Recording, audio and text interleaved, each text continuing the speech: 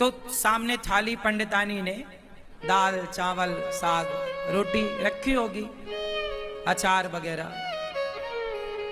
पंडित जी भोजन करने बैठे कि तभी कोई द्वार पे भिक्षुक आ गया। भिक्षाम देही, हे भैया मैं बड़ा भूखा हूं, कुछ भोजन मिल जाए।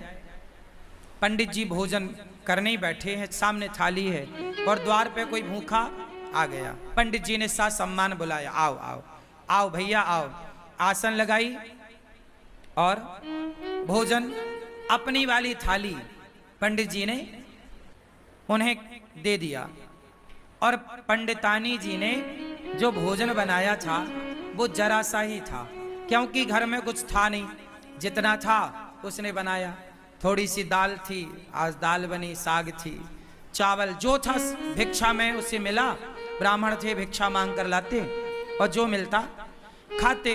तो आज उनका भोजन जरा कम था, पंडितानी के लिए जरा सा अंदर था। अब वो अतिथि आए और बैठे और वो पंडित जी की थाली में बैठ गए और वो बढ़िया खाए।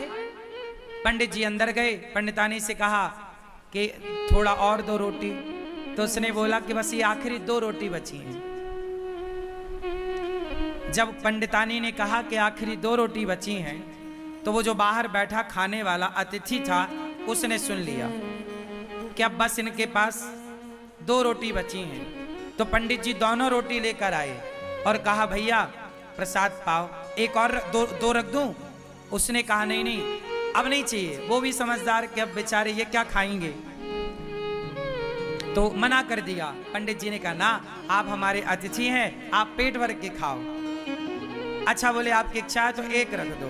तो एक रोटी रख दी गई और एक रोटी बची। अब वो अतिथि तो बढ़िया दाल चावल सब्जी रोटी खाकर 5 रोटी खाकर खुश था। पंडित जी की थाली में पंडितानी जी ने 4 रोटी रखी थी फर्स्ट में, 5 रोटी एक और मिल गई। 5 रोटी खा के उसका बढ़िया पेट भर गया, वो चला गया।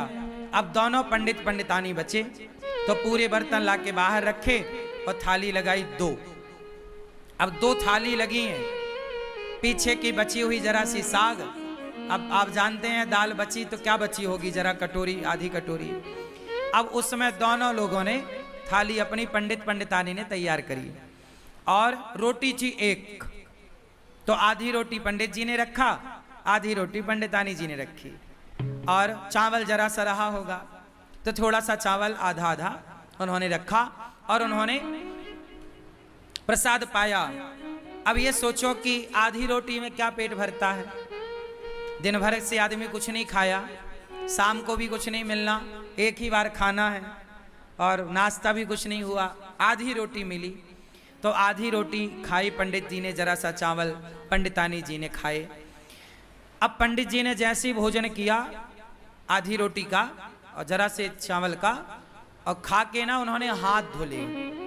तो उनके हाथ का जो धुलने का पानी था वो पहले के लोग ना आंगन में बाहर जाके हाथ धुलते थे, थाली में हाथ धुलने की परंपरा नहीं थी। आज भी हम लोग थाली में हाथ नहीं धुलते, आप लोग खाते हो थाली में ही हाथ निचोड़ देते हो, ये गलत परंपरा है। हाथ कभी थाली में नहीं धुलना चाहिए। थाली को खा लो, मतलब दाल चावल सब्जी रोटी एक एक दाना खा लो और थाली को धुलो, थाली पे हाथ मत धुलो। पंडित जी बाहर हाथ धुलने गए तो जहां उन्होंने हाथ धुला वहां एक छोटा पेड़ था। वहां पेड़ के पास ना एक नेवला था। क्या था? नेवला।